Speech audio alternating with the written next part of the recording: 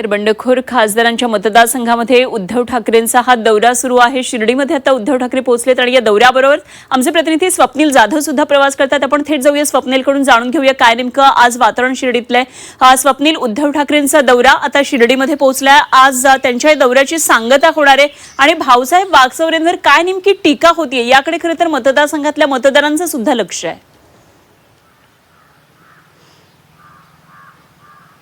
नक्कीच उद्धव ठाकरे यांनी ज्याप्रमाणे 5 खासदारांवरती निशाणा साधला होता, नंतर आता 6वा खासदार म्हणजे भाऊसाहेब वागचौरे यांच्या मतदारसंघामध्ये शिर्डीत उद्धव ठाकरे दाखल झालेले आहेत। यापूर्वी यवतमाळ, वाशिम, धाराशिव, परभणी आणि हिंगोलीमध्ये जाऊन त्या मतदारसंघातील खासदारांवरती निशाणा साधला होता। ओमराजे निंबाळकर यांच्यावरही धारदार शब्दामध्ये निशाणा साधला। एकूणच आज भाऊसाहेब वागचौरे यांच्या संदर्भात उद्धव ठाकरे काय बोलणार हे पाहणं महत्त्वाचं आहे, कारण खासदारांची बैठक जी बोलावण्यात आली होती त्या बैठकीमध्ये भाऊसाहेब वागचौरे हे ऑनलाईन उपस्थित होते असं पक्षाकडून सांगण्यात आलं होतं, मात्र ते उपस्थित नव्हतं असं काही समर्थकांकडून सुद्धा सांगण्यात येतं। मात्र यानंतर आता उद्धव ठाकरे त्यांच्या मतदारसंघात आलेले आहे। भाऊसाहेब वागचौरे यांनी बंडखोरी केल्यानंतर उद्धव ठाकरे अनेक गोष्टी खासदारांबद्दल बोलले आहेत, त्यामुळे भाऊसाहेब वागचौरे यांच्या संदर्भात काय बोलतात हे पाहणं महत्त्वाचं आहे, कारण शिर्डी हा उद्धव ठाकरे यांच्या देखील जिव्हाळ्याचा विषय आहे। यापूर्वी अनेकदा शिर्डीमध्ये उद्धव ठाकरे आलेले आहेत, संजय राऊत सुद्धा आलेले आहेत, मात्र आज उद्धव ठाकरे आलेत ते म्हणजे भाऊसाहेब वागचौरे यांच्या विरोधात।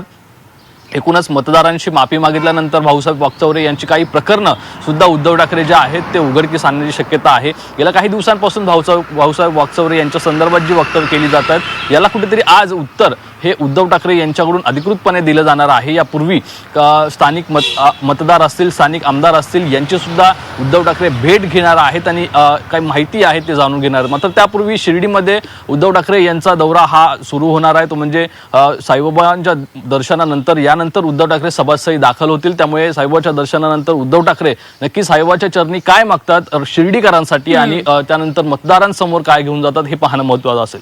नक्की स्वप्नील, जरूर लक्ष ठेवून राहा। वेळोवेळी आपण चर्चा करूया, आणखी माहिती आपल्याकडून जाणून घेत राहू। तुर्तास धन्यवाद दिलेल्या माहितीसाठी। स्वप्नील जाधव आमचे सहकारी आपल्या बरोबर होते।